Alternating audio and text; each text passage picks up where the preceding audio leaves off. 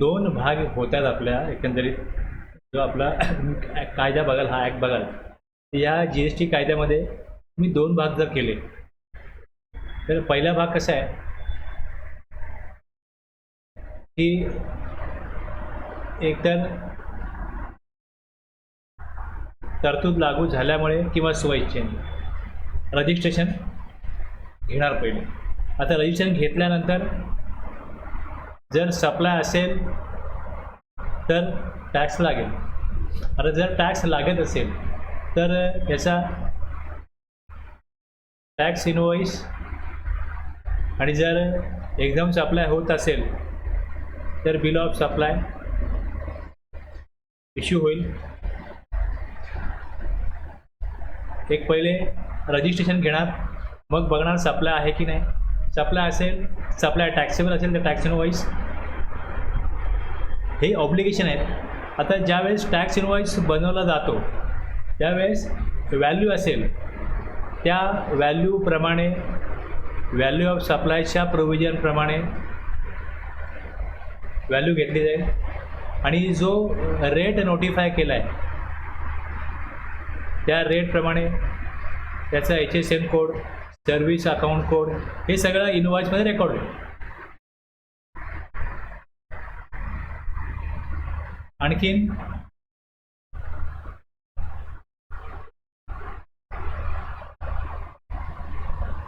Time of supply आणि place of सप्लायच्या प्रोव्हिजनप्रमाणे invoice बनवला जाईल आणि CGST, AGST किंवा IGST लेवी होईल. आणखीन काय होईल, ही सगळी जी इन्फॉर्मेशन आहे ती रिटर्न्स म्हणजे GSR 1, 3B यामध्ये सबमिट करेल. आणि ज्यावेळेस 3B फाईल करेल त्यावेळेस त्यामध्ये तरतुदीप्रमाणे इनपुट टॅक्स क्रेडिट जो अधिकारी टॅक्स पेअरचा तो घेईल. आणखीन अकाउंट्स आणि रेकॉर्ड्स मेंटेन करायचे. आता ह्यामध्ये किती सेक्शन कवर झाले मला सांगा. आता जर रजिस्ट्रेशन घेतलं तर रजिस्ट्रेशन घ्यायचं आहे, दिलेल्या माहितीमध्ये काही बदल झाले तर अमेंडमेंट कम्युनिकेट करायची आहे. रिटर्न्स वेळेत नाही भरले तर मग सस्पेंड होईल, मग कॅन्सल होईल, मग रिव्होकेशन करा. म्हणजे सेक्शन 21 ते 22 ते 30 इकडे कवर झाले. सप्लाय म्हटलं का सेक्शन 7-8 झाले. टॅक्स इनवॉइस 31 ते 34, tax invoice, debit credit note, ते सगळं आलं. व्हॅल्यू ऑफ सप्लाय म्हटलं तर सेक्शन 15 आला. पुढे टाईम ऑफ सप्लाय म्हटलं तर 12, 13, 14 हे आले. प्लेस ऑफ सप्लायमध्ये मग IGST ॲक्टमधले सेक्शन आले. रिटर्न्स म्हटलं तर मग सेक्शन 37, 38, 39 हे बघतो आपण. 37 GSR 1 आहे, 39 GSTR 3B आहे आणि 44 GSTR 9साठी आहे. ITC म्हटलं तर सेक्शन 16 ते 21 हे ITC सेक्शन आहेत. अकाउंट रेकॉर्ड्स 35, 36 आहेत. आणि टॅक्सेबल सप्लाय आहे का एक्झम्प्ट आहे याप्रमाणे सप्लाय असेल तर टॅक्सेबल असेल तर सेक्शन 9 प्रमाणे रेट येतो, 10 प्रमाणे कंपोजिशन लेवी आहे. आणि एक्झाम्पशन जे आहे बिल ऑफ सप्लाय केव्हा बनवतो, जेव्हा एक्झाम सप्लाय असेल तेव्हा सेक्शन 11 प्रमाणे. एवढ्या सेक्शनप्रमाणे काम कोणी करायचं आहे, टॅक्स पेअरनी करणार. म्हणजे हे ऑब्लिगेशन टॅक्स पेअरला लागू झाले. आता ह्याप्रमाणे रिटर्न्स भरल्यानंतर डिपार्टमेंटनी काय करायचं आहे, scrutiny of return 1, scrutiny of returns. आता ह्याच्यामध्ये काय डिस्क्रिपन्सी असेल रिटर्न्समध्ये तर ती कम्युनिकेट करायची टॅक्स पेअरला. रिटर्न्स जर वेळेत भरत नसतील तर मग काय त्यामध्ये केलं आहे, बेस जजमेंट असेसमेंट करायचं. बेस जजमेंट असेसमेंट, एक नॉन फायलर्सचं, दुसरं अनरजिस्टर्ड पर्सनचं. ते दुसऱ्या पार्टमध्ये हा सगळा भाग येतो, स्क्रुटिनी ऑफ रिटर्न.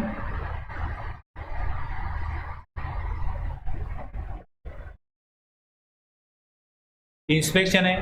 जसं टॅक्स इनवॉइस बनवलं जाईल तर जर त्याला EV बिलची प्रोव्हिजन लागू होईल सेक्शन 68 प्रमाणे तर ई बिल बनवावं लागेल रूल 138 प्रमाणे.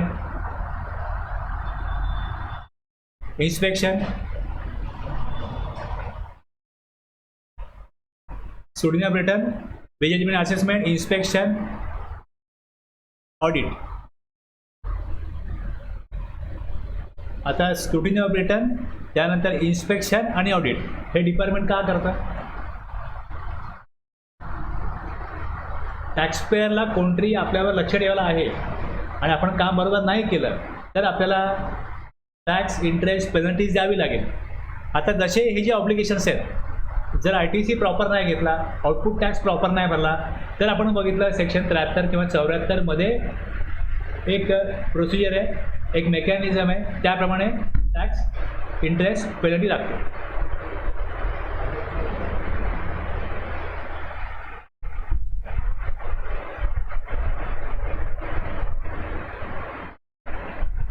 आउटपुट टॅक्स प्रॉपर नाही भरला तर काय होईल? जर लक्षात आलं तर त्याप्रमाणे त्याला विचारणा होईल. सेक्शन 73, 74ची जी काय प्रोसिजर आहे ती फॉलो होईल. या व्यतिरिक्त बाकीचे जे ऑब्लिगेशन्स आहेत, ते जर फॉलो नाही केले तर आता बाकीचे असे जेवढे ऑब्लिगेशन आहेत ते फॉलो नाही केले तर तो अपराध आहे. एक लक्षात घ्या कुठले कुठले अपराध आहेत. त्याच्यामध्ये सेक्शन 122(1) मध्ये असे 122(1) मध्ये 21 ऑफेन्सेस दिलेले आहेत. म्हणजे हे अपराध आहे. जे ऑब्लिगेशन फॉलो करायचे आहेत ते ऑब्लिगेशन जर फॉलो नाही केले. आता याच्यामध्ये जे 21 दिलेत त्यामध्ये आपण कॅटेगरी जर पाडल्या की ऑफेन्सेस रिलेटेड टू इनवॉइस ही एक कॅटेगरी आहे, offences related to tax evasion, related to TDS, TCS हे आपण दुसरी कॅटेगरी घेतली. तिसरी कॅटेगरी बघा तुम्ही तर ITC, रिलेटेड टू ITC किंवा डिस्ट्रीब्युटर ऑफ ITC, रिफंड संदर्भामध्ये. त्यानंतर offences related to records, document, books of accounts maintain नाही केले तर, रजिस्ट्रेशन संबंधात आणि ट्रान्सपोर्टेशन आणि स्टोरेज संबंधात आणि अदर ऑफेन्सेस असे टोटल 21 आहे. टोटल यामध्ये 21 आहे. आता पहिली कॅटेगरी बघायची आपण, त्याच्यामध्ये पहिला, दुसरा आणि हा 19वा.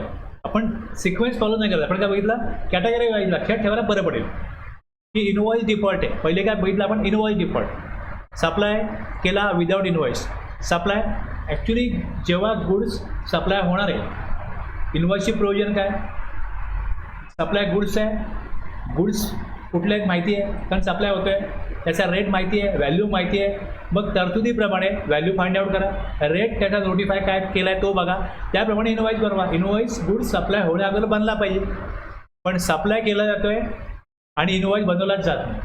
दुसरं, supply with incorrect invoice, proper invoice बनवला जात नाही. तिसरं, इनवॉइस विदाऊट सप्लाय. सप्लाय म्हणजे गुड्स पाठवत नाही, सर्व्हिस देतच नाही, पण इनवॉइस बनवतात. तर हा अपराध आहे. हे करणं हा अपराध आहे. इनवॉइस कधी बनवायचं आहे, जेव्हा गुड्स सर्व्हिसेस दिले जातील. गुड्सच्या केसमध्ये इनवॉइस अगोदर बनवलं पाहिजे. सर्व्हिसच्या केसमध्ये 30 दिवस आणि काही एंटिटीजना 45 दिवस दिले, त्यात त्यांनी इनवॉइस इश्यू केला पाहिजे. जर असं नाही केलं तर supplies any goods or services or both without issue of any invoice or issue an incorrect or false invoice with regard to any such supply. दूसरा, issue any invoice or bill without supply of goods, services or both in violation of the provision of this act or the rules made thereunder, and issue any invoice or document by using the registration number of another registered person. Issue केला any invoice और document by using registration number of another registered person. हे तिन्ही कशामध्ये येतं, असं करणं हे अपराध आहे. मग हा जर अपराध आहे तर ह्याला पेनल्टी किती येईल. आता हे 21 अपराध दिलेत त्यांनी. हे 21 अपराध दिल्यानंतर याच्या पुढे दिलं आहे की हे कोणाला लागू होतील पेनल्टी, टॅक्सेबल पर्सनवरती. टॅक्सेबल पर्सन कोण असतो, रजिस्ट्रेशन ज्याने घेतलेला आहे तो किंवा जो लायबल आहे रजिस्ट्रेशन घेण्याकरता तो. किती पेनल्टी लागेल, 10,000 or tax ITC involved, whichever is higher. की जास्त पेनल्टी जास्त अमाऊंट आहे ती.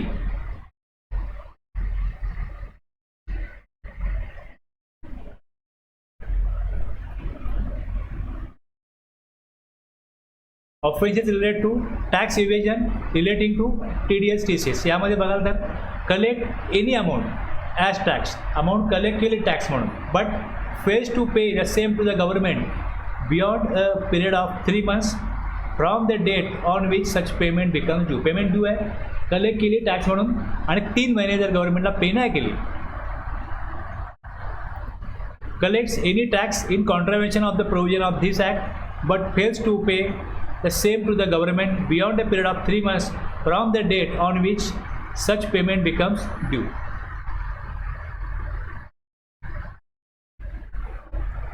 And it fails to deduct the tax in accordance with the provision of section 51(1) or deduct an amount which is less than the amount required to be deducted under the said section, or where he fails to pay to the government under section 51(2) thereof the amount deducted as tax. जर amount collect केली किंवा जी amount collect केली ती कमी collect केली, deduct केली ती कमी डिडक्ट केली, या सगळ्या केसमध्ये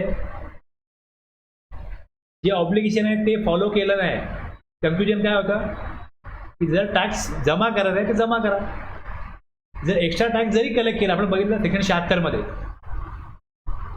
सेक्शन 32 काय सांगतो की रजिस्टर्ड पर्सनला कुठलाही टॅक्स कलेक्ट करणं अधिकार कोणाला रजिस्टर्ड पर्सनला आहे. तो पण कसा आहे, तरतुदीप्रमाणे टॅक्स कलेक्ट करत, आणि एक्स्ट्रा टॅक्स जर कलेक्ट केला असेल तर जमा केला पाहिजे.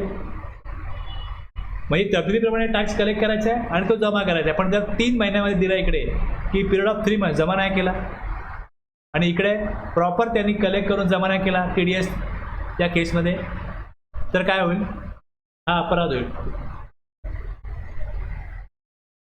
पेनल्टी केव्हा लागेल लक्षात घ्या की काहीतरी ऑब्लिगेशन आहे की मी ड्रायव्हिंग करतोय तर माझ्याकडे ड्रायव्हिंग लायसन पाहिजे, सीट बेल्ट लावलेला असला पाहिजे. जसे अपराध घडत गेले तसं मोटर कायदा नियममध्ये बदल होत गेला. सिग्नल तोडला, पहिले सिग्नलच नव्हते, जेव्हा सिग्नलच नव्हते तेव्हा सिग्नल तोडणं हा अपराध असू शकत नाही. म्हणजे कुठलाही जेव्हा कायदा बनतो तेव्हा बा ह्या प्रकारे उद्देश काय असतो, काहीतरी व्यवस्था बनावी. GSTचा कायदा यात उद्देश काय की प्रॉपर टॅक्स कलेक्ट व्हावा. मोटर वाहन कायद्यात काय की ट्रॅफिक प्रॉपर चालावी, अपघात होऊ नये, त्यानुसार तिकडे नियम बनले. म्हणजे ज्या कायद्याचा जो उद्देश असतो तो उद्देश सफल होण्यासाठी तिकडे काय केलं जातं, काहीतरी नियम बनवतात. आणि जर नियम कोण पाळत नसेल आणि जर तो नियम तोडणं हा गुन्हा नसेल तर कुठली पेनल्टी लागणार नाही. जर कुठली पेनल्टी लागणार नाही तर कोण नियम पाळणारच नाही. म्हणजे जर नियम केले असतील आणि जर ते नियम पाळले नाही तर, आणि तो जर अपराध असेल तरच काय होईल, तिकडे काहीतरी पेनल्टी लागू शकते. जसं ट्रेनमध्ये चेन खेचली तर उद्देश काय, इमर्जन्सीला ट्रेन थांबवण्याकरता ती चेन आहे, कोणी खेचतो ट्रेन थांबवतो. हा जर अपराध नसेल तर दंडच लागणार नाही. मग अपराध आहे, मग त्याला दंड कसा असेल, तर काही ठिकाणी दंड फक्त पैशामध्ये असतो. की बघ हा असा गुन्हा आहे की जिकडे तुम्हाला काय लागेल, फक्त पैशामध्ये पेनल्टी लागेल. 100, 200, 1000, 10,000, 50,000, 1,00,000 काय असेल ते असेल. जेल असेलच गरजेचं नाही. आता या अशा कायद्यांमध्ये काय असतं, नॉर्मली काहीतरी अमाऊंट दिली, तेवढी अमाऊंट भरली पेनल्टी म्हणून त्या अपराध संदर्भामध्ये, तो विषय संपतो, तिकडे ती प्रोसिडिंग कारवाई क्लोज होईल. पण पहिल्यांदा काय पाहिजे, काहीतरी ऑब्लिगेशन दिलेत, कायद्याची व्यवस्था बनवावी म्हणून ऑब्लिगेशन दिलेत. सेक्शन 122 काय सांगतो की हे 21 स्पेसिफाईड जे आहे सेक्शन यात दिले सबसेक्शन, ते जर का त्यातलं काही त्यांनी उल्लंघन केलं तर तो अपराध आहे. आणि त्याच्या खाली स्पेसिफाय केलं आहे तर त्याला पेनल्टी किती येईल, 10,000 येईल. समजून घेण्याचा मुद्दा एवढाच आहे. TDS झालं. खाली काय आता, phase two collect tax in according with, त्या TCSचं पण आहे. जर TCS प्रॉपर कलेक्ट नाही केला तो पण एक अपराध होईल. suppresses his turnover leading to evasion of tax under this act. ITC takes or utilize ITC without actual receipt of goods. Goods घेतलेच नाही आणि काय केलं, ITC घेतलं, म्हणजे इनवॉइस एकाने इनवॉइस खोटा दिला आणि दुसऱ्याने काय केलं, त्या इनवॉइसच्या बेसिसवरती फेक इनवॉइसवरती ITC घेतला, तर हा पण काय अपराध आहे. Goods or services or both either fully or partially in contravention of the provision of this act. आता सेक्शन 16 काय सांगतो, 16(1) काय सांगतो बघा, आठवा पहिले. 16(1) काय सांगतो की business purpose, good services both business purpose घेतले असतील तर त्याचा input tax credit electronic credit लेजरला जमा होईल. आणि सेक्शन 16(2) मध्ये आणखीन काही अटी शर्ती आहेत की त्याचे प्रॉपर डॉक्युमेंट असले पाहिजेत, गुड्स ॲक्च्युली रिसिव्ह केले पाहिजेत, सप्लायरनी ते इनवॉइस GSR 1ला दाखवलं असेल, GSR 2मध्ये ते रिपोर्ट होत असेल, आणि मग GSR 3मध्ये रिसिपिएंटनी काय करायचं आहे, ITC क्लेम करायचं आहे. ते 17(5) मध्ये ब्लॉक पीरियड असता कामा नये. सेक्शन 38 मध्ये पण रिस्ट्रिक्शन दिलीत, त्यात ते असता कामा नये. या अटी शर्तीप्रमाणे बघायचं, गुड सर्व्हिस ॲक्च्युअली रिसिव्ह केली, सप्लायरनी दाखवलं आहे, सप्लायरनी टॅक्सचं पेमेंट केलं आहे, रिसिपिएंटनी 3Bमध्ये तो क्लेम घ्यायचा. ह्या सगळ्या अटी शर्तीप्रमाणे जर ते उल्लंघन होत नसेल त्याप्रमाणे तर मग तो अपराध नाही. जर यातलं काही फॉलो होत नसताना जर का ITC घेतला तर इथे काय झालं, प्रोव्हिजन ऑफ दिस ॲक्ट किंवा रूल झालं. लक्षात घ्या. Takes or utilize ITC avail केला, युटिलाइज केला without actual receipt of goods and services or both either fully or partially in contravention of the provision of this act or the rules made there under. Takes or distribute, जसं ITC घेतला आणि तो इतर ब्रँडला distribute केला in contravention of section 20. Section 20 त्या करता ITC करता कशा प्रकारे ITC डिस्ट्रीब्यूट केला पाहिजे, त्याचं मॅनर जे आहे त्यात दिलं आहे कशा प्रकारे करायचा, ऑर द रूल्स आणि त्याचे रूल. जर ते फॉलो नाही करता ITC डिस्ट्रीब्यूट केला तो पण एक अपराध आहे. Fraudulently obtain refund of the tax, लबाडीने कुठल्याही प्रकारचा रिफंड घेतला तर अपराध आहे. बुक्स ऑफ अकाउंट, असं लक्षात घ्या की जर का विदाऊट गुड्स इनवॉइस जो व्यक्ती घेईल त्याला ITC पण घ्यायचं आहे, तो काय करेल, सगळं बुक्समध्ये दाखवेल, रेकॉर्ड करेल, बघा मी हा माझ्याकडे इनवॉइस आहे, तो रेकॉर्डिंग करेल बुक्समध्ये. ऑडिट करायला जाल तुम्ही, काय दिसेल, ITC घेतला आहे, इनवॉइस आहे, सगळे डॉक्युमेंट बरोबर आहेत, जो टर्न इन्कम टॅक्स दाखवला आहे त्यात ते सगळं मॅच होईल, सगळं मॅच होईल. फॉल्सिफाईज और सबस्टिट्यूट्स फिनान्शियल रेकॉर्डच चुकीची बनवलाच पाहिजे ना. जर का मला टॅक्स चोरी करायची असेल तर मी कागदोपत्री सगळं व्यवस्थित दाखवेन. ITC खोटा घ्यायचा आहे, गुड्स घ्यायचेच नाही, सर्व्हिस घ्यायचेच नाही. इथे काय होतं की दिसायला दिसतं का ही सर्व्हिस घेतली, हा सर्व्हिस घेतली, असं आहे ना. जर मी 2 लाखाची सर्व्हिस घेतली असेल आणि 2.5 लाखाची दाखवली सो कोणाला सापडणार. जर रिपेअर मेंटेनन्स 2 लाखाचं केलं असेल ते 2.5 लाखाचं केलं तर प्रूव्ह करणं कठीण आहे ना. प्रोड्यूस फेक अकाउंट्स, रेकॉर्ड कशी बनवले जातात, फेक अकाउंट बनवले जातात, or documents or furnishes any false information or return with an intention to evade payment of tax. हे सगळं केलंच जातं. ITC बर्डन ऑफ प्रूफ कोणावर आहे, रिसिपिएंटवर आहे. की ITC घेतला आहे तर तुम्ही प्रूव्ह करा तुमच्याकडे ज्या अटी शर्तीप्रमाणे तुम्ही ITC घेतला की नाही. पण बाकी सगळा बर्डन ऑफ प्रूफ कोणावर आहे, डिपार्टमेंटवरती आहे. त्यांच्याकडे कशी माहिती असेल, पुरावे असतील की यांनी डॉक्युमेंट खोटे बनवले, चुकीचे बनवले, तर मग तो अपराध आहे, त्याला पेनल्टी लागू शकते. फेल्स टू बॅक कसं होतं, सगळे कुठला काय करणं, कुठलाही ॲक्ट काही करणं किंवा न करणं हा अपराध आहे हे पहिले येईल, मग त्याला पेनल्टी नंतर येईल, आणि त्यानंतर सिद्ध करणं ही पुढची गोष्ट आहे. पण ज्यांच्यामध्ये हिंमत आहे की आपण करूया अपराध, बघूया पकडलं तर पकडू, पुढच्या पुढे ते करणार आहे ते. पण जे तेवढे असे लोक नसतील, तेवढे लबाड लोक नसतील, ते नाही करणार. किंवा नको, आपला हा गुन्हा आहे, आपल्याला कळलं, आपण नाही करायचं. किंवा ज्यांना काही नैतिकता असेल ते बोलतील नाही, आपल्याला बिझनेस चांगल्या प्रकारे करायचं आहे, नंतर आपल्याला त्रास नको, ते नाही करणार. नियम करण्याचा उद्देश काय असतो की जे अगदीच असे लोक असतील ते ऐकणारच नाही. काही तुम्ही कसे किती कडक कायदे करा, ते फ्लॅट सोडी करणारच आहेत. पण सामान्यतः सगळे लोक या करायला तयार नसतात की बाबा मला शांत झोपायचं आहे, उगाच त्रास नको. हे नियम कळले. आता EV बनवायचे तर सगळ्याला माहीत नाही तेवढं. अरे EV आपल्याला लागू होईल का, इनवॉइसचं काय आलं तर विचारतात आपल्याला इनवॉइस करायचं आहे का. म्हणजे उगाच नंतर त्रास नको, उगाच नंतर कोणतरी येणार आपल्याला विचारणार ना, आपला बिझनेस सगळा बिघडणार, हे नको. बिझनेस सेटवाला खूप त्रास कष्ट असतात, त्यामुळे बरेच लोक. त्यामुळे ह्या कायद्यामध्ये नियम केले तर जिकडे शक्य आहे पाळणारे नियम पाळतात. हा बाबा अपराध आहे, नाही करायचा. Fails to furnish information or documents called by an officer.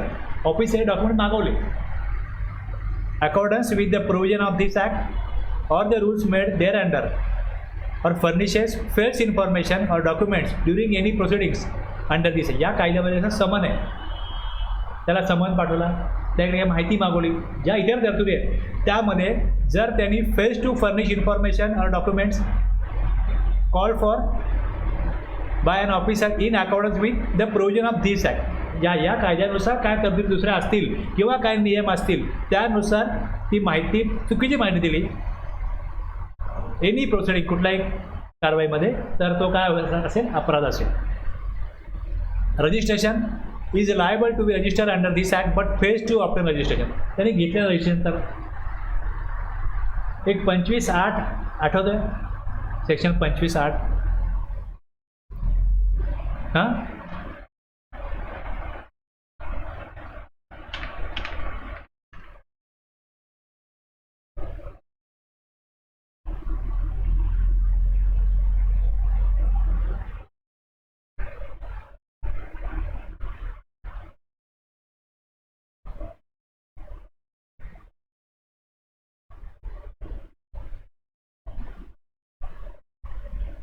where a person who is liable to be registered under this act but fails to obtain registration,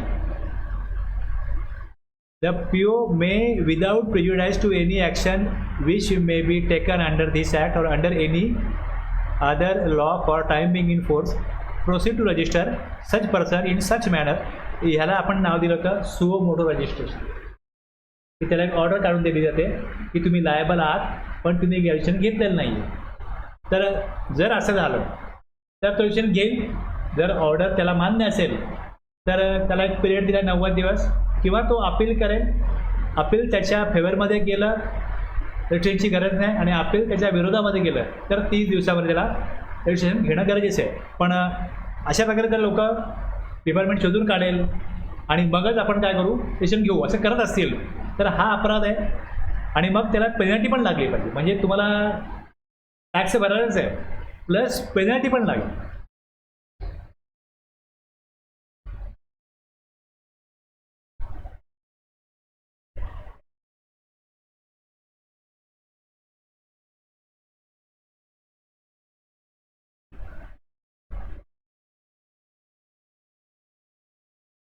is liable to be registered under this act but fails to obtain registration, furnishes any false information with regard to registration particulars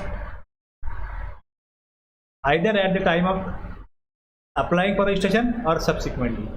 आता एखाद्याने address change केला, बदललेली माहिती दिलीच नाही, जी जर अमेंडमेंटचा provision का दिले, जी माहिती ॲडमिशन घेतलेली असेल ती चुकी दिली, किंवा नंतर काही गोडाऊन वाढले, चेंज झाले, जागा ॲड्रेस चेंज झाला, तर ती माहिती देणं गरजेचं आहे. पण ती माहिती देणं गरजेचं एवढं लिहून चालत नाही. जर ती नाही दिली तर अपराध आहे, आणि मग तो अपराध आहे तर मग त्याला शिक्षा आहे, पेनल्टी आहे. जेवढे ऑब्लिगेशन दिलेत ना सेक्शन, जे पहिले 58 सेक्शन आहेत हे टॅक्सपेअर करता येतात, त्यातले काय ऑब्लिगेशन त्यातले येतात. ते ऑब्लिगेशन जर टॅक्सपेअर फॉलो करत नसेल तर ते सगळे तुम्हाला इकडे या 21-21 मध्ये बरेचसे दिसतील. रजिस्ट्रेशन घेतलेलं आहे तर बोर्डवरती GST नंबर लिहिला पाहिजे, प्रॉमिनंट प्लेसवरती सर्टिफिकेट लावलं पाहिजे. जर ते ह्यात नसेल, जर या लिस्टमध्ये नसेल तर मग त्याला जनरल पेनल्टी सेक्शन 25 लागू होतो. 125 हे 122 नाही तर 125 दोनमध्ये बघायचं. 122 मध्ये 21 ऑफेन्सेस स्पेसिफाईड केलेत, आणि याच्यात जर का एखादा ऑब्लिगेशन इन्क्लूड नसेल तर मग म्हणजे जेवढे ऑब्लिगेशन टॅक्सपेअरवरती आहेत की हे करावं किंवा करू नये, हे सगळं काय जर फॉलो नाही केलं तर ते अपराधाच्या कॅटेगरीमध्ये जाईल.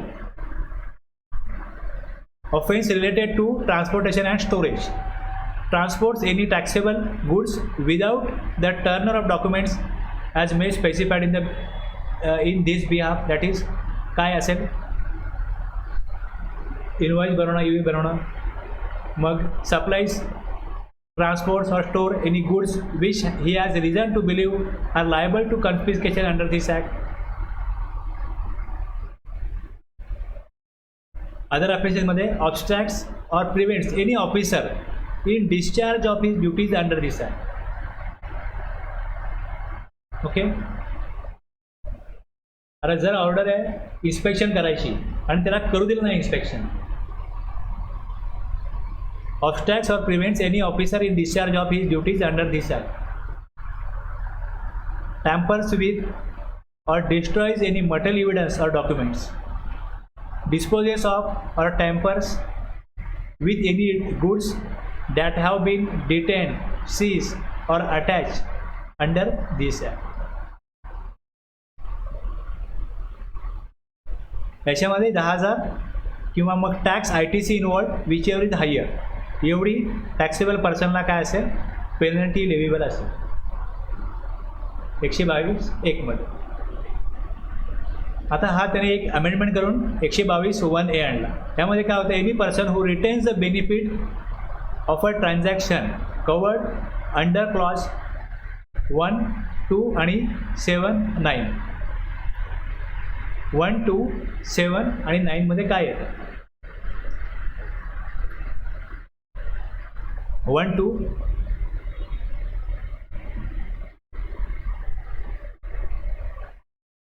7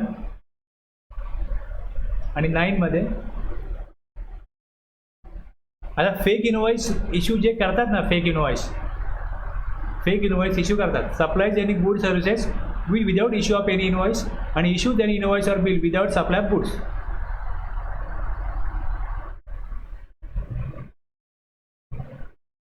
काही लोक असे आहेत रिटर्न फाईल करणारे की तो ITC आम्हाला जास्त मिळायला पाहिजे, इनवॉइस अरेंज करून द्या, ते काम करतात आणि त्यात ते टक्केवारी घेतात. जेव्हा एखाद्यावरती रेट पडते, व तुझ्याकडे डॉक्युमेंट आले कुठं ना, तो सांगतो की रिटर्न फाईल जो व्यक्ती करतो माझा त्यांनीच दिले. आता याच्यामध्ये स्पेशली असे व्यक्ती आहेत जो टॅक्सपेअर असतो. आता मी काम करतो, मी काय म्हणतो, बस डॉक्युमेंट प्रॉपर असेल तीच कामं मी करणार, मी इन्व्हॉइस देणार नाही आणि गुड्स तुम्ही रिसिव्ह केले असतील हे सगळे मी नियम सांगतो. बऱ्याच लोकांना असं आहे, तुम्हाला नियम माहिती आहेत, मग नियम तोडून आमचा म्हणजे सगळं यात नियमात बसून आमचा टॅक्स कसा कमी हे बघण्याचं काम तुमचं आहे. मी म्हणा तुम्हाला ज्या प्रकारे GST भरायचा आहे तो कसा भरायचा आणि तो भरून घेणे माझा काम आहे असं मला वाटतं. कुठल्याही प्रकारे तुम्हाला अशा प्रकारे कायदा मोडून म्हणजे जे यात बसत नाही, तुम्ही गुड्स घेतलेच नाहीत, ते इन्व्हॉइस आणा आणि करून द्या, हे तर मी केलं, हा गुन्हा आहे माझ्याकरता. हा माझ्याकरता गुन्हा होईल की any person who retains the benefit of a transaction covered under, म्हणजे फेक इन्व्हॉइस मी अरेंज करून देऊ तुम्हाला, हा गुन्हा आहे माझ्याकरता.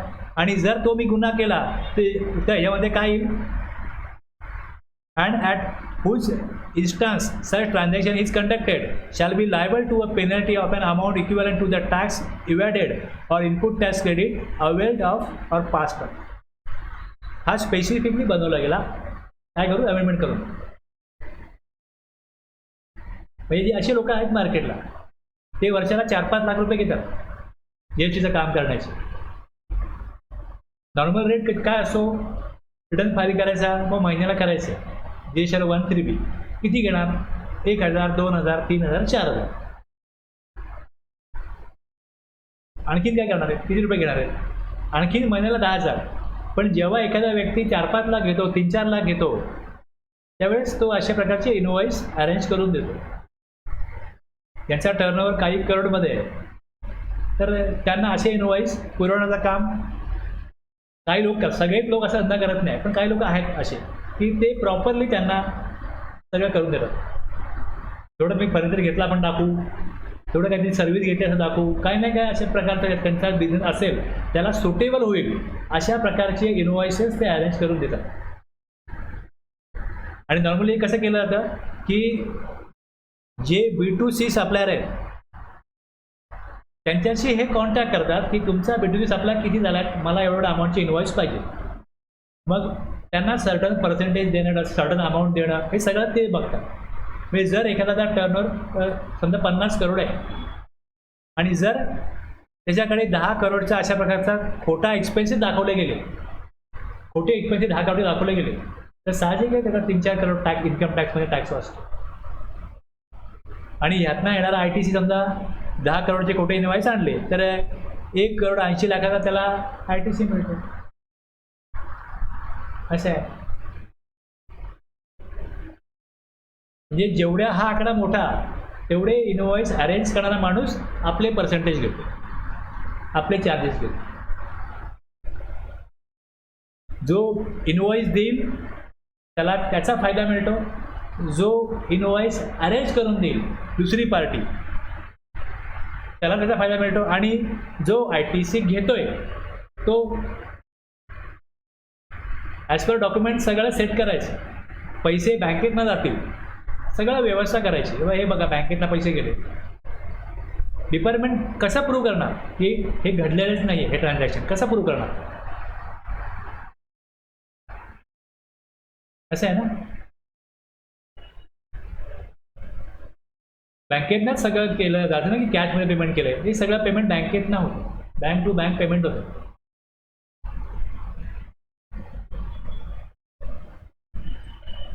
मी ज्याला पकडलं आहे तो त्याने जर कबूल केलं की बाबा ह्यांच्याकडून मी घेतलं आहे आणि त्यांनी जे काय कबूल केलं आहे ते शेवटपर्यंत ते स्टेटमेंट त्यांनी बदललं नाही तरच हे प्रूव्ह होईल, अदरवाईज नाही.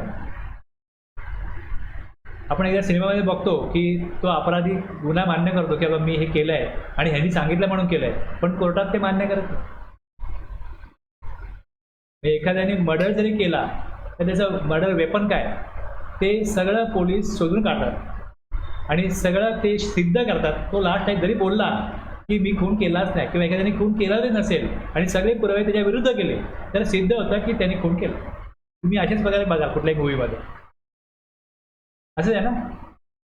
तो व्यक्ती काय बोलतो ह्याच्यावरती काय नसतं, पुरावे काय सिद्ध काय जमा होतात ह्याच्यावर सिद्ध होतं. त्यामुळे कुठल्या पण जे अशा प्रकारच्या हे आहेत ना नार्को टेस्ट किंवा अशा प्रकारच्या टेस्ट घेतात त्यातून फक्त कळतं त्यांनी काय केलं काय नाही, मग ते शोधून काढलं जातं आणि मग त्या पुराव्यातनं ते त्यांनी ती घटना त्या घटनेत अपराध केला आहे हे सिद्ध होतं. तो व्यक्ती कधीच मान्य करत नाही की मी अपराध केला. लक्षात घ्या, कुठलाही कायदा घ्या तुम्ही असंच आहे. समोर दिसतंय व्हिडिओमध्ये तर तरी तो व्यक्ती बोलतो मी नाहीच आहे, काय करणार तुम्ही? मी तो व्हिडिओ आज पुरावा आहे ना, ते जे समोर दिसतंय समोर जे सगळं पुरावे आहेत यातनं सिद्ध होतं की अपराध घडलेला आहे. कोणीही अपराध, कुठलाही अपराधी मी अपराध केला हे मान्य करत नाही. त्यामुळे तो मान्य करतो की नाही याच्यावर त्याचा गुन्हा झाला की नाही सिद्ध होत नाही, सिद्ध याच्यावरती होतं की पुरावे काय. आणि जर असं असेल की जरी मला अपराध मान्य केला तर मला शिक्षाच होत नाही तर मग सगळे अपराधींना शिक्षा होणारच नाही. तुम्हाला हा प्रश्न करायला पडतो ना बाई दिलंय सगळे अपराध पण मग सिद्ध कसे करायचे, ते फार मोठी कठीण गोष्ट आहे. ती जर का तसे पुरावे गोळा केले तरच शिक्षा होऊ शकते, अदरवाईज नाही.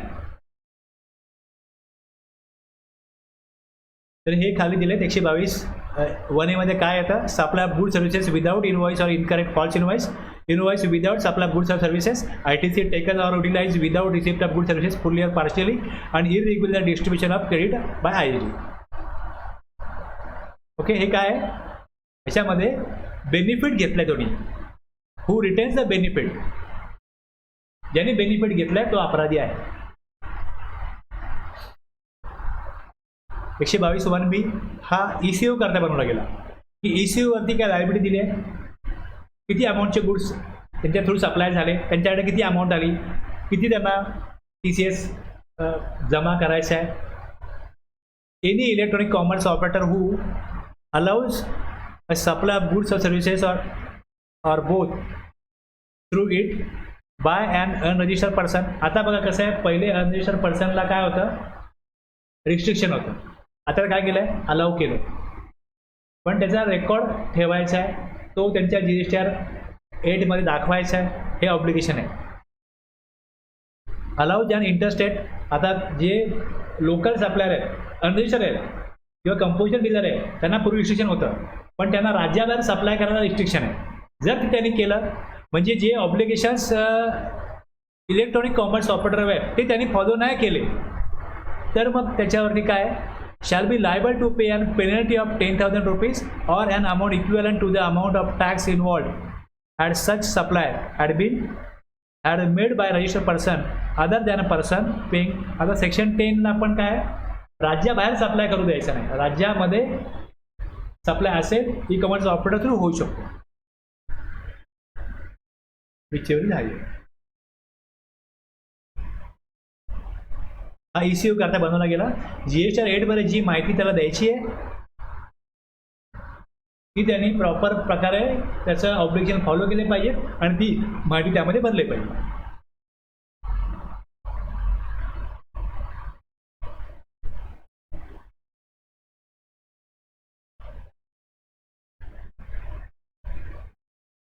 याच्यामध्ये quantum of penalty CGST, AGST, UTGST मध्ये 10,000 आणि IGST मध्ये 20,000 या प्रकारे असतं. Whichever is higher. एक ही अमाऊंट आहे plus amount equivalent to amount of tax involved at such supply been made by a registered person other than composition supply. Okay, आता हे जे 122(2) तुम्ही बघताय, आपण जे सेक्शन 73-74 बघितलं, याच्यामध्ये काय दिलंय,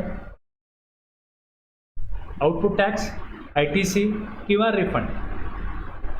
याच्यामध्ये काय डिस्क्रिपन्सी असेल तर त्यांना पहिले इंटिमेशन, मग शो कॉज नोटीस आणि मग ऑर्डर पाठवली जाते.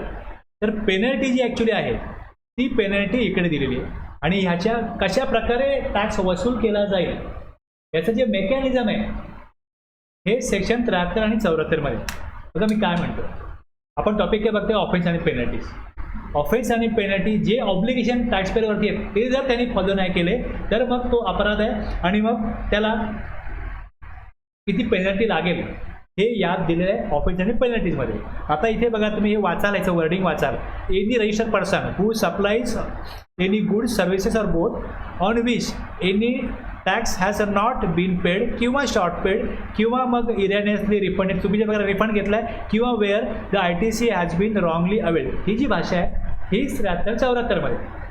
मग 73-74 आणि ह्या दोन ठिकाणी सेम सेक्शन कशाला टाकतील, आणि इथे इंटिमेशन, नोटीस हे इथे काहीच नाही आहे, बाकी तेच दिलं आहे जे तिकडे आहे. लक्षात घ्या की याची जी काय मेकॅनिझम आहे, कशा प्रकारे ह्या टॅक्सची वसुली होईल. इथे 100% टॅक्स आहे, पेनल्टी इक्वल टू 10,000 म्हटलंय, or the tax due from the such pair म्हटलंय, विच एव्हर इज हायर. एवढा टाकी तेवढी पेनल्टी आणि इथे 10,000 किंवा 10%. हेच 73 मध्ये आणि 74 मध्ये आहे. तर 73-74 हे एक मेकॅनिझम प्रोव्हाइड करतं की जी पेनल्टी दिलेली आहे की 122(2) मध्ये त्याची प्रोसिजर काय असेल, कशा प्रकारे ती वसूल करायची आहे, आणि मग त्याला रूल 142 दिला आहे ॲक्च्युली प्रोसिजर करण्याकरता. बघा कसं आहे, हे जे सेक्शन आहे हे तुम्ही बघाल. आता या सगळ्या सेक्शन नंतर काय येतं, परत ज्या वेळेस काहीतरी ॲक्शन घ्यायची आहे, प्रोसिजर करायची आहे, तेव्हा रूल येतो. मग जर तुम्ही याच्या शेवटी याल, या 122 सेक्शनच्या शेवटी याल, तर तुम्हाला रूल 142 मध्ये हेच दिसेल की इथे बघा की नोटीस इश्यूड अंडर सेक्शन 122. आता आपण इथे 52-73 हे बघणार नाही आहोत.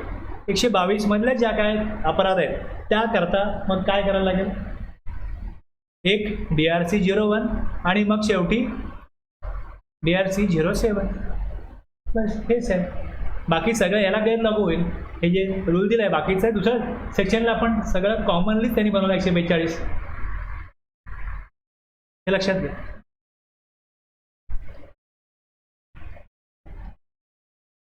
ओके. आता मी यूट्यूबला अनेक लोकांचे व्हिडिओ बघितले, त्यात ते काय सांगतात, बघा हा खतरनाक सेक्शन आहे एकदम, याच्यामध्ये काय नोटिस काय नाही, डायरेक्टली काय होतं, अशी पेनल्टी लागते 10%. असं नाही आहे ॲक्च्युली. म्हणजे याच्यावरती मी बरंचसं स्टडी केला, त्यातून मला हे पटलं, हे इंटरप्रिटेशन पटलं की ऑफेन्स आणि पेनल्टीजमध्ये जे ऑब्लिगेशन आहेत ते जर फॉलो नाही केले तर मग तो अपराध आहे आणि त्याच्या संबंधित पेनल्टी दिलेली आहे. आता जर का हे जे 3 पॉईंट आहेत की टॅक्स प्रॉपर नाही भरला किंवा ITC प्रॉपर नाही घेतला किंवा इरेनियातले रिफंड घेतला, तर मग ह्याच्याविषयी जी काही कारवाई करायची आहे त्याच्याकरता मेकॅनिझम बनवणं गरजेचं होतं आणि त्याकरता सेक्शन 73 आणि 74 बनवलं. आणि कशा प्रकारे ही कारवाई करायची याची एक गाईडलाईन या 75 मध्ये, 73, 74 आणि 76 ह्या 3 ठिकाणी काय काहीतरी वसुली प्रोसिजर आहे, म्हणजे कशा प्रकारे मेकॅनिझम, कशा प्रकारे त्याला नोटीस पाठवायची हे सगळं दिलं आहे. आणि 75 मध्ये काय गाईडलाईन दिलं आहे. आपण जे बघितलं लास्ट टाईमवर सेक्शन 73, 74, 75 आणि 76. आता हे सगळं जे आहे हे मला परत तुम्हाला नीट सांगायचं आहे, म्हणून मी तुम्हाला हे शॉर्टमध्ये दिलं आहे. हे सगळं मी समराईज केलं आहे या 4 पेजमध्ये. हे जे तुम्हाला सांगतोय हे सगळं यात मी समराईज केलं आहे. असेसमेंटपासून इन्स्पेक्शन, ऑडिट हे सगळे मी यात माहिती ही समराईज केली आहे की शेवटी फायनली मग काय होणार आहे, कुठला टॅक्स अनपेड असेल, ITC जर प्रॉपर घेतला नसेल किंवा मग रिफंड जर प्रॉपर घेतला नसेल तर तेवढी अमाऊंट टॅक्सपेअरकडे गव्हर्नमेंट मागणार. मग ती प्रोसिजर नोटीसद्वारे होते. पहिले कम्युनिकेट करा की तुमच्याकडनं काय अमाऊंट गव्हर्नमेंटमध्ये देणं लागतं, तुमच्याकडनं ती का वसूल होऊ नये. आणि जर अमाऊंट कुठली द्यायची असेल तर मग इंटरेस्ट लागू होणारच आहे. इंटरेस्ट सेक्शन 75 सांगतो की इंटरेस्ट ऑलवेज लेविबल असेल आणि पेनल्टी प्रोव्हिजनप्रमाणे पेनल्टी लागेल.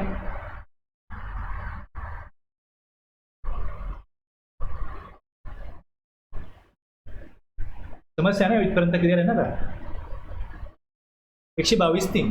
122(3) मध्ये एनी पर्सन, यात काय म्हटलं, एनी पर्सन हू, ज्यांनी हे केलंय तो, रजिस्टर असो, अनरजिस्टर असो, कोणी असो, any person ads or abets, सहाय्य करील किंवा त्याला प्रेरणा देईल. ॲड्स ऑर अबेट्स म्हणजे इथे काय आहे, पण तुम्ही असं करा, तुम्हाला खोटा ITC घेता येईल, टॅक्स चुकवता येईल, यामध्ये मी काही पर्सेंट घेत नाही आहे, लक्षात घ्या.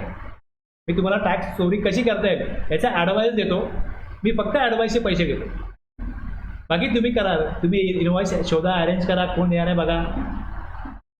तर हे पण काय सहाय्य करेल किंवा हा माणूस तुम्हाला खोटा इनवॉइस देईल, त्याला फोन करा, तुम्ही बघा तुमचं काय असेल ते. म्हणजे मी सहाय्य केलं, मी त्यात पर्सेंट नाही घेतले, मी सहाय्य केलं. प्रेरणा देईल. Aids or abets any of the offences, जे ऑफेन्सेस 1 ते 21 मध्ये आहे, हे करण्याकरता जो सहाय्य करेल, प्रेरणा देईल, हा पण अपराध आहे. acquires possession of or in any way concerns himself in transporting, removing, depositing, keeping, concealing, supplying or purchasing or in any other manner deals with any goods which he knows or has reason to believe are liable to confiscation. ज्या कोणत्याही वस्तू या अधिनियमान्वये किंवा त्याखाली केलेल्या नियमान्वये सरकार जमा करण्यास पात्र आहे, हे तिला ज्ञात असेल, माहिती असेल, तसे मानण्यास कारण असेल, अशा कोणत्याही वस्तूंचा ताबा मिळवेल. अशा कोणत्याही वस्तूंची वाहतूक करणे म्हणजे जो स्टोअर करेल, जो आपल्या ताब्यात घेईल, स्टोअर करेल, गोडाऊन कीपर असेल, वेअरहाऊस कीपर असेल, ट्रान्सपोर्टर असेल, त्या हलवणे, जमा करणे, बाळगणे, लपविणे, त्यांचा पुरवठा करणे किंवा त्यांची खरेदी करणे यात स्वतः कोणत्याही प्रकारे संबंधित असेल किंवा इतर कोणत्याही प्रकारे अशा वस्तूंचा व्यवहार करील. जी कुठली व्यक्ती टॅक्स चोरी करण्यासाठी टॅक्सेबल पर्सनला सहाय्य करील, हे सगळ्या अपराध या कक्षेमध्ये येतील व हा अपराध असेल.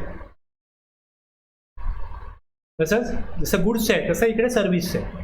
सर्व्हिसमध्ये पण ज्या कोणत्याही सेवांच्या पुरवठ्यात या अधिनियमाच्या कोणत्याही तरतुदींचे किंवा त्याखाली करण्यात आलेल्या नियमांचे उल्लंघन होत असल्याचे तिला माहीत असेल किंवा तसे मानण्यास कारण असेल, कोणीही सहाय्य करेल. मला माहीत नव्हतं की हा गुन्हा असं सांगेल, पण जर तसा एखादा व्यक्ती अनेक टॅक्सेबल पर्सनला सहाय्य करत असेल तर कुठे ना कुठे त्याबद्दल पुरावे डिपार्टमेंट गोळा करेल की हे तुम्ही करता, तुम्हाला माहिती आहे की हा गुन्हा आहे, पण तुम्ही जाणीवपूर्वक करताय. म्हणजे तशा प्रकारे सेवा देणं, कोणत्या प्रकारे ती संबंधित असेल ती व्यवहार करेल. चौकशी करताना पुरावा देण्याकरता किंवा कागदपत्र सादर करण्याकरता उपस्थित राहण्यासाठी समज बजावण्यात आले असता राज्य कर अधिकाऱ्यांपुढे उपस्थित राहण्यात कसूर करेल. आता मी CGST मधनं हे AGST मधनं काढलंय म्हणून राज्य आलं, आणि वरती तुम्ही हे वाचताय AGST मध्ये fails to appear before the officer of central tax किंवा मग इथे राज्य कर स्टेट टॅक्स. या अधिनियमाच्या किंवा त्याखाली केलेल्या नियमांच्या तरतुदीनुसार बीजक देण्यास किंवा अशा बीजकाचा हिशोब त्याच्या लेखापुस्तकात ठेवण्यास कसूर करेल. Fails to issue invoice. Invoice नाही इश्यू केला, मी गुड्स घेतले, इनवॉइस दिलाच नाही, बोलो इनवॉइस द्या. इनवॉइस पाहिजे का? अरे सांगा ना असं. अरे तरतुदच लागू आहे ना, गुड्स देण्यापूर्वी इनवॉइस इश्यू केला पाहिजे, ही तरतुदच लागू आहे. इनवॉइस नाही इश्यू केला तर गुन्हा आहे, अपराध आहे. सेक्शन 31(1) प्रमाणे रूल 46 इनवॉइस बनवला पाहिजे, म्हणजे त्या ॲक्टप्रमाणे तो रूल्सप्रमाणे इनवॉइस इश्यू केला पाहिजे. फेस टू अकाउंट फॉर तो इनवॉइस इश्यू पण नाही केला आणि बुक्स ऑफ अकाउंटमध्ये रेकॉर्ड पण नाही केला. म्हणजे ज्याने विदाऊट बिल गुड्स घेतले असतील तो विदाऊट बिलच सेल करणार ना. मी रेनकोट जर घेतला, पावसाळ्यात रेनकोट घेतला, तर मी इनवॉइस द्या, कच्चा इनवॉइस दिला किंवा दिलाच नाही इनवॉइस. आता बघा असे फेक कस्टमर पाठवू शकता डिपार्टमेंट, बघितलं ना आपण, पाठवले आणि इनवॉइस दिलेलं नाही. अकाउंट्स रेकॉर्ड मेंटेन केलं काय सर, तेही मेंटेन केलेलं नाही, म्हणजे गुड्सही दिलेलं नाही. म्हणजे उद्देशच तो आहे की विदाऊट इनवॉइस गुड्स घ्यायचे, त्याचा इनवॉइस बनवायचा नाही. कॅशवरती परचेस आहे, कॅशवरती सेल आहे, मग अकाउंट काय करणार? अकाउंट करायचेच नाही ना ते गुड्स. इनवॉइसवरती गुड्स घेणं गरजेचं आहे, इनवॉइस देणं गरजेचं आहे आणि त्याचा अकाउंट रेकॉर्ड मेंटेन करणं गरजेचं आहे. हे जर नाही केलं तर shall be liable to penalty with may extend to ₹25,000.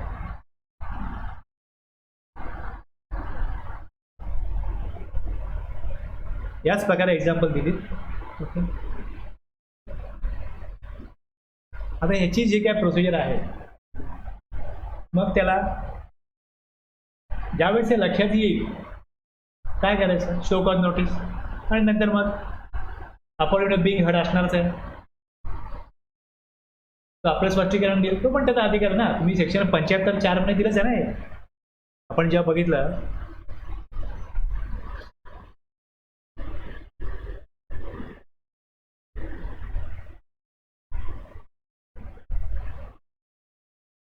opportunity of hearing shall be granted where a request is received in writing from the, जेव्हा तो हे पाठवेल, टोकन नोटीस पाठवेल, रिप्लाय करेल, तर रिप्लायमध्ये तर काही लिहून पडवी मला सांगायचं म्हणे, असं आहे ना. तसं इथे इंटरेस्ट भरायला लागेल, हे दिलं आहे. म्हणजे हे गाईडलाईन ज्या दिलेल्या आहेत या कशामध्ये आहेत, 75 general provisions related to determining of tax यामध्ये आहे.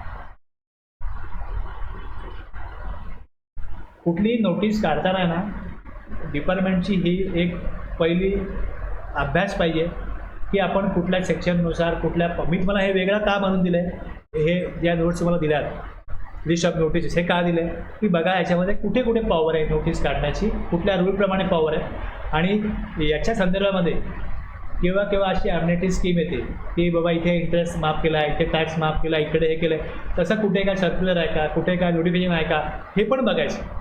सेक्शनची पॉवरच नाही बघायची, आणि ते बरेच मोठे असतात. आणि मग इथे टॅक्स देणं लागतोच आहे, टॅक्स पेअर कुठलंही तरतूद जशी त्याला लागू होते तसं कुठलंही नोटिफिकेशनमध्ये त्याला सूट दिलेली नाही आहे. त्यावेळेस काय होईल, अदरवाईज काय होतं ते बघितलं नाही तर जेव्हा यावेळेस नोटीस येते त्यावेळेस मग टॅक्स पेअर काय करतो किंवा या कायद्यानुसार जो एक्सपर्ट त्याकडे जातो, मग याच्यामध्ये नोटीस आलेली आहे काय उत्तर द्यायचं, तर हे तर काय इंटरेस्ट मागतायत, हा तर इंटरेस्ट गव्हर्नमेंट या डेटपर्यंत एक्झाम केला होता, कोविडमध्ये अशा प्रकारची अनेक स्कीम होती, ते इंटरेस्ट घेत नव्हते. रिटर्न लेट केला तर लेट फीस पण नव्हती आणि इंटरेस्ट पण नव्हता. ह्यांनी कुठला इंटरेस्ट काढला? मग त्यानुसार त्याला रिप्लाय येईल, मग ते सिद्ध झाले आपण चुकीची नोटीस काढली. म्हणजे तो वेळ ऑफिसरचा पण जातो आणि तो वेळ टॅक्सपेअरचा पण जातो.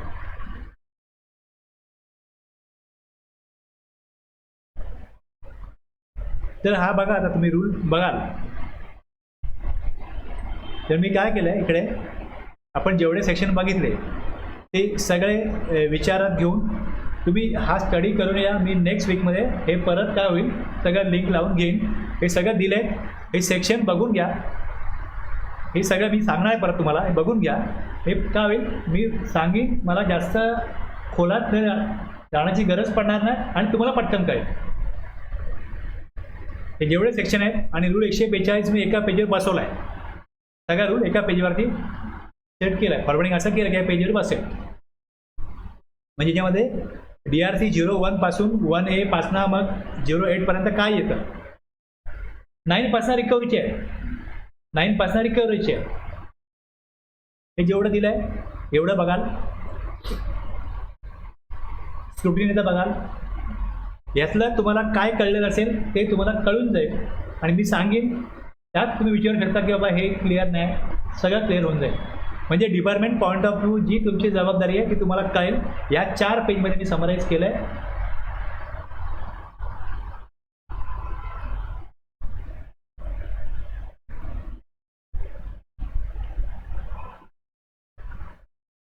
आता सेक्शन 150 आहे, कुठला 150 आणि 151 हे 2 सेक्शन जे आहेत हे कशा करतायत की जसं एखाद्या टॅक्सपेअरविषयी कोणाविषयी काही माहिती मिळते, कुठल्याही सोर्सनी माहिती मिळेल. सपोज एखादा माझा दुश्मन आहे, मी तुम्हाला माहिती ठेवली बघा याचा टर्नओव्हर जास्त आहे आणि हा टॅक्स भरत नाही किंवा हा खोटी बिलं देतो, बघा याचा बँक अकाउंट चेक करा, याच्या बँकेत पैसे येतात. तर तुम्ही काय करणार, संबंधित पुरावे गोळा करण्याचा प्रयत्न कराल ना. If a person who is required to furnish information return under section 150. आता याच्यामध्ये तुम्ही जर 150 काढून बघा, इन्फॉर्मेशन रिटर्न कोणाला लागू आहे.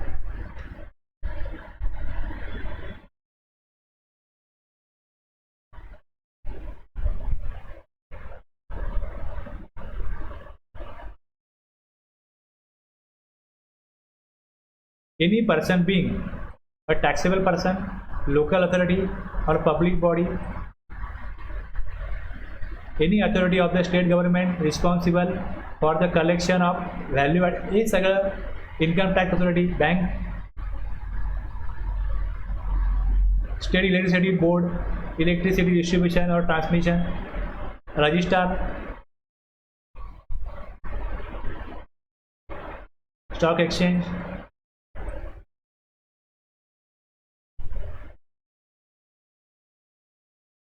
any person being obligation to furnish information return, any person being हे दिलेत, who is responsible for maintaining records of registration, a statement of accounts or any periodic return or document.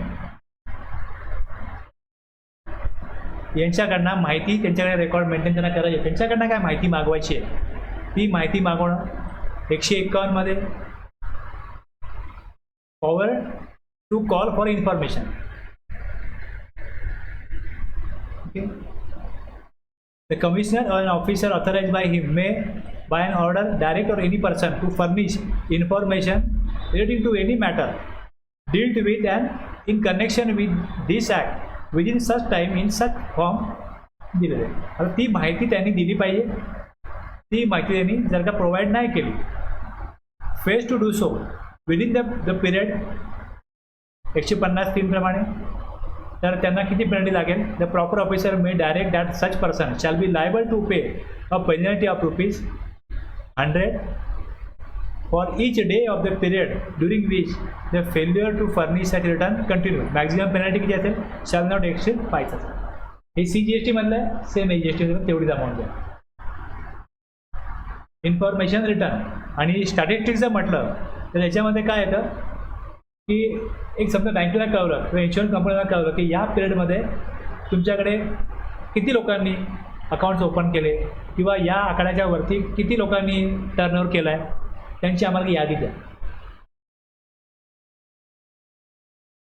Any person required to furnish any information or return without reasonable cost fails to furnish such information or return as may be required under section 151 willfully furnishes or causes to furnish any information or return which he knows to be false, त्याला माहिती आहे की चुकीची माहिती दिली तर ही shall be punishable, fine extend may 10,000 and in case of continuing offenses extend to ₹100 for each day after the first day, maximum limit 25,000. म्हणजे माहिती किंवा अशा प्रकारे अनेक लोकांची माहिती किंवा एका व्यक्तीची माहिती मागण्याचा अधिकार 150 151 मध्ये आहे आणि ती माहिती जे प्रोव्हाइड करणार नाहीत किंवा चुकीची प्रोव्हाइड करतील त्यांना पेनल्टी घेईल 123 आणि 24. 125 जनरल पेनल्टी अप टू ₹25,000.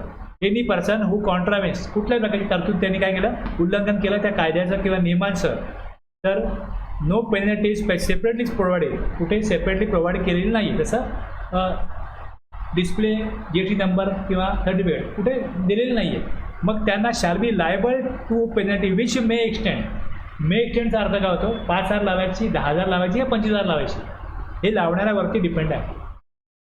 ठीक आहे, त्याला सांगितलं पहिल्या वेळेस सांगितलं की तू केलेलं नाही 10,000 पेनल्टी, तरी पण तो लावत नसेल, नेक्स्ट टाइम परत तुम्ही 6 महिन्याने गेला मग लावा 25,000, एकदा तुम्ही पेनल्टी दिलेली आहे तुम्हाला, लावत का नाही बोर्ड, GST नंबर लावत का नाही, मे एक्सटेंड टू 25,000. जिकडे जिकडे अशा प्रकारे दिलं आहे की मे एक्सटेंड म्हणजे इकडे फिक्स पेनल्टी नाही आहे.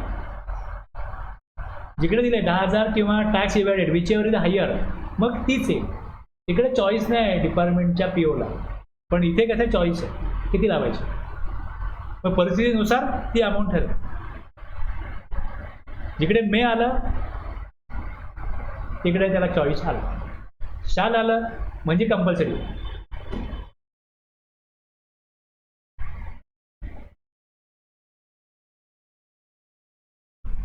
The levy of penalty is subject to a certain disciplinary regime. जसं आपण बघितलं 75 मध्ये एक दिलेलं आहे गाईडलाईन, त्याच प्रकारे इकडे पेनल्टी लावण्याकरता गाईडलाईन दिली 126 मध्ये. शास्तीशी संबंधित सर्वसाधारण अनुशासन which is based on jurisprudence, principles of natural justice and principle governing international trade and agreements. Okay, म्हणजे काही तत्वविचारानुसार शास्ती लावली जावी, पेनल्टी लावली जावी यासाठी हा सेक्शन केला. No penalty to be impose for minor breaches. आता हा शब्द दिला आहे मायनर ब्रीचेस, की पेनल्टी लावली जाऊ नये ज्या वेळेस जे काय त्यांनी चुकीचं केलं आहे, ऑब्जेक्शन नाही फॉलो केलं. मायनर ब्रीचेस म्हणजे काय, for the purpose of this subsection a breach shall be considered a minor Breach if the amount of tax involved is less than 5,000. मी चुकीचा ITC घेतला, मी 17(5) मध्ये ब्लॉक ITC घेतला, किती अमाऊंट आहे, 1,000 2,000 3,000 4,000, ITC रिव्हर्स करा, चुकीचा ITC घेतला म्हणून पेनल्टी लागेल. पेनल्टी लावली जाऊ शकते, पण ह्यात काय दिलं आहे की no penalty to be impose for minor breaches. आता मायनर ब्रीचेस लेस दॅन जर अमाऊंट ऑफ टॅक्स इन्व्हॉल्व किती 5,000 तर पेनल्टी लावू नका.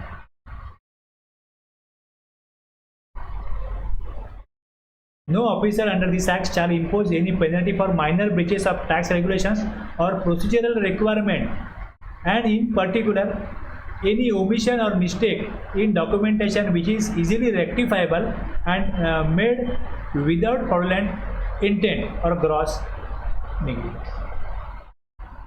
याची सेन्स चुकीचा टाकला गेला, ही एक मिस्टेक आहे, मला चुकीचाच कम्युनिकेट झाला, मी चुकीचा टाकला, किंवा एकदा काहीतरी मॅन्युअल मिस्टेक झाली तीच पुढे कंटिन्यू राहिली. Omission or mistake documentation which is easily rectifiable, जे रेक्टिफाय आणि जो उद्देश आहे ते करण्याचा, त्यातला कुठलाही फ्रॉड करणं हा उद्देश नाही, त्यातनं असा कुठला विदाऊट फ्रॉडुलंट इंटेंट तसं काय नाही, किंवा हा जो निग्लिजन्स आहे किंवा त्याचा जो उद्देश आहे तो बघायला पाहिजे.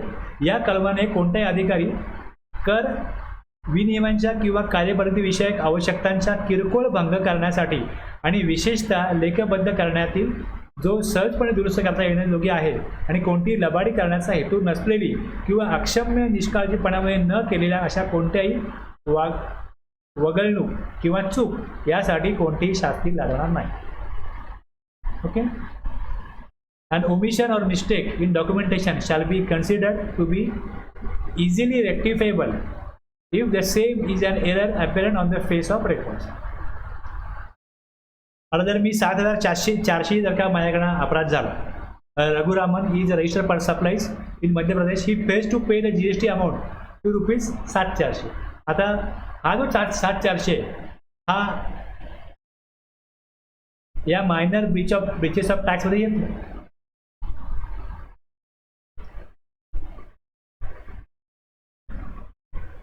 The PO imposes a penalty on Raguraman for failure to pay tax. Raguraman believes that it is a minor breach and in accordance with the provision of section 126, no penalty is impossible for minor breaches of tax regulations. Examine the correctness of Raguraman's claim. एखाद्या व्यक्ती बोलेल, अरे किती amount होती, चुकून झालं माझ्याकडनं, तुम्ही काय पेनल्टी लावताय, मग इथे पेनल्टी लावली जाऊ शकते की नाही?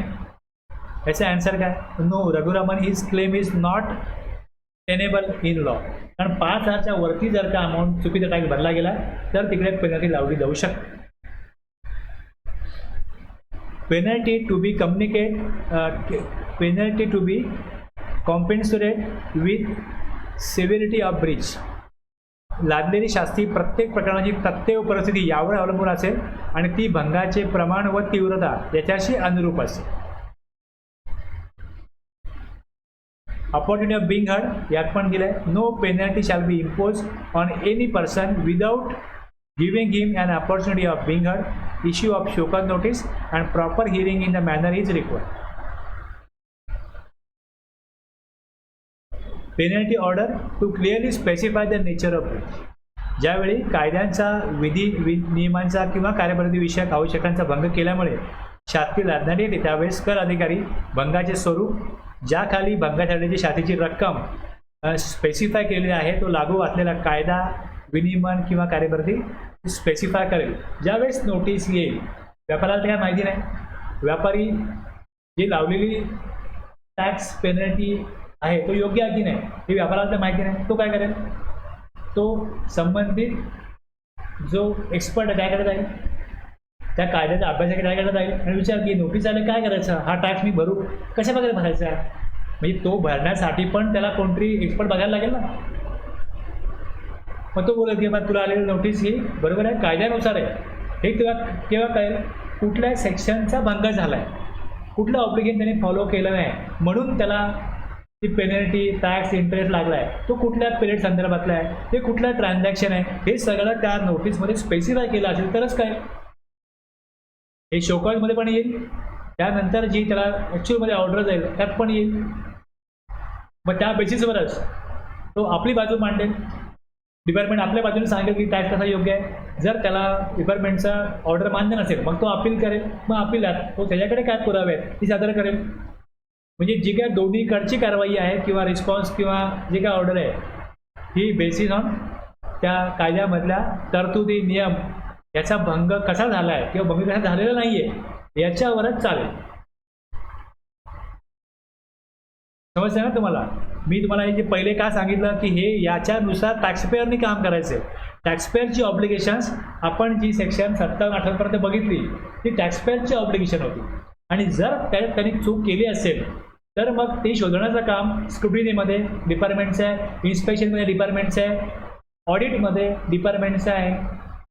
आणि त्यातनं काय होईल, कुठल्या सेक्शनमध्ये कुठल्या नियमानुसार काय उल्लंघन झाले, तो अपराध आहे, मग त्यानुसार काय पेनल्टी आहे याचं कम्युनिकेशन शोकॉज नोटीसमध्ये अपॉर्च्युनिटी ऑफ बिंग हर्ड आणि त्यानंतर पुढे जाऊन त्याला टॅक्स भरायचा आहे आणि जर त्याला मान्य नव्हतं अपील, हे पुढचे स्टेप्स आहेत.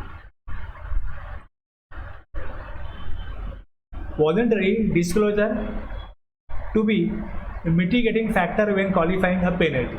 आता समजा मला कळलं की माझ्याकडनं काहीतरी चुकीचा टॅक्स जमा झाला आहे, ती चुकीचा घेतला गेला आहे आणि जेव्हा नियमाचा भंग झाल्याबाबत कर प्राधिकाराला आढळून येण्यापूर्वी एखाद्या व्यक्तीने स्वच्छेने कर कायदे विनियमन किंवा कार्यपद्धतीच्या अटी यांच्या भंगाबाबतच्या परिस्थितीचे कर प्राधिकरणाकडे प्रगटीकरण केले असेल, त्यावेळेस पीओ काय करेल, त्या व्यक्तीवरील जो काय पेनल्टी आहे ती निश्चित करताना तो कमी करण्याचा संभाव्य घटक म्हणून जिकडे penalty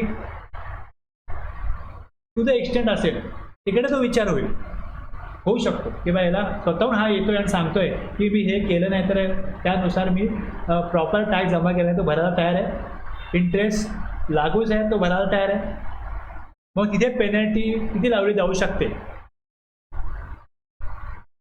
The PO may consider this fact as a mitigating factor when qualifying a penalty for that person.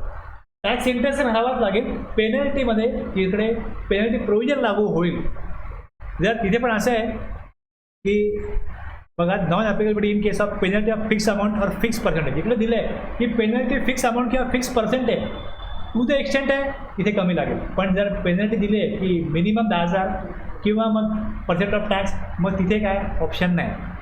The provision of this section shall not apply in such cases where the penalty specified under this act is either a fixed sum or expressed as a fixed percentage. या कलमाच्या तरतुदी जेथे या अधिनियमान्वये विहित केलेली शास्ती एकतर निश्चित केलेली रक्कम असेल किंवा निश्चित टक्केवारी म्हणून दर्शवण्यात आलेली असेल तिथे लागू होणार नाही. ओके, 122, 23, 24, 25, 26 पर्यंत आलो आपण. 127 अशा करता आहे की जी कारवाई आहे एक assessment of non filer of return कुठे आहे 62 मध्ये, मग त्याला नोटीस आणि पेनल्टी आपण बघतो आहोत. पुढे 63 अनरजिस्टर्ड पर्सन करता आहे, 64 समरी असेसमेंट बघितलं आपण, 73 74 मधलं आपण प्रोसिजर बघितलं. आणखीन 129 मध्ये मुवमेंट ऑफ गुड्समध्ये आणि 100 म्हणजे ई-वे बिल नाही बनवलं याच्यामध्ये लायबल टू बी पेनल्टी आहे. Where the proper officer is of the view that, याचा व्ह्यू असा आहे की person is liable to penalty and same is not covered under any proceeding. या ज्या काय आपण प्रोसिडिंग बघतोय त्यात कवर नाही आहे पेनल्टी लावण्याची प्रोव्हिजन. तर हा सेक्शन जो आहे 127 हा कसा करताय की हा पॉवर देतो पेनल्टी लावण्याचा काही केसेसमध्ये, in certain cases. And proper officer is of view that such person is liable to penalty. पण त्याची पॉवर या सेक्शनमध्ये दिलेली आहे. याच्यात वेगळं काहीतरी घडत असेल तर he may issue and order leaving such penalty after giving a reasonable opportunity of being heard to such person. Separate notice and order will be issue for imposition of penalty if offence not covered under any of the provision listed above. तिकडे तर power आहे ना penalty लावण्याची, पण अशा काही कारवाई आहे ज्यात तिकडे पॉवर नाही आहे तर 127 नुसार त्याला पेनल्टी लावण्याची पॉवर मिळते. संबंधित अधिकाऱ्याचे एखादी व्यक्ती शास्त्रीय दायी आहे, एखादी व्यक्ती शास्त्रीच दायी आहे म्हणजे त्याला पेनल्टी लावली पाहिजे आणि त्या शास्तीचा कलम 62, 63, 64, 73, 74, 119, 130 या कोणत्याही कार्यामध्ये समावेश केलेला नाही. म्हणजे एखाद्या ट्रान्झॅक्शन आहे त्यामध्ये एखाद्याला पेनल्टी लावायची आहे पण या सेक्शननुसार त्याला पेनल्टी लावली जाऊ शकत नाही. तर अशा व्यक्तीला त्याचे म्हणणे मांडण्याची संधी वाजून दिल्यानंतर अशी शास्ती लावण्याबाबत त्याला आदेश देता येईल ॲज पर सेक्शन कुठला 127. 128 आपण ज्या वेळेस मी सांगितलं तुम्हाला की जी लेट फीज आहे 47 मध्ये 100 रुपये CGST 100 रुपये GST आहे, ती कमी केली आणि किती केली 25 रुपये CGST आणि नील रिटर्नला 10 रुपये CGST 10 रुपये GST म्हणजे 50 किंवा 20 ही लेट फीज घेतली जाते. तर वेव ऑफ करण्याचा the government may by notification waives part or full any penalty refer to in section कुठला 122 मधले 123 मधले 125 मधले किंवा सेक्शन 47 ची जी लेट फीज कमी केली आहे ती नोटिफिकेशन काढून कमी केले. काउन्सिलने रिकमेंड केलं की लेट फीज जास्त आहे कमी करा, ती कमी केली. 129 बघितलं आपण. Okay, 129 detention seizure and release of goods and convenience in transit आणि 130 ही बघितलं आहे.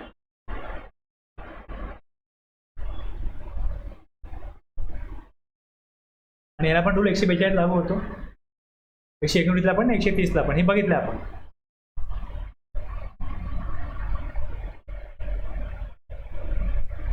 आता 131 ते 138 पण ब्रेक नंतर इथपर्यंत प्रॉपरली क्लिअर झालं आहे ना. प्लस जेव्हा मी तुम्हाला पुढच्या वेळेला हे घेईन, वाजून याल तुम्ही, तर आणखीन तुम्हाला क्लिअरिटी येईल.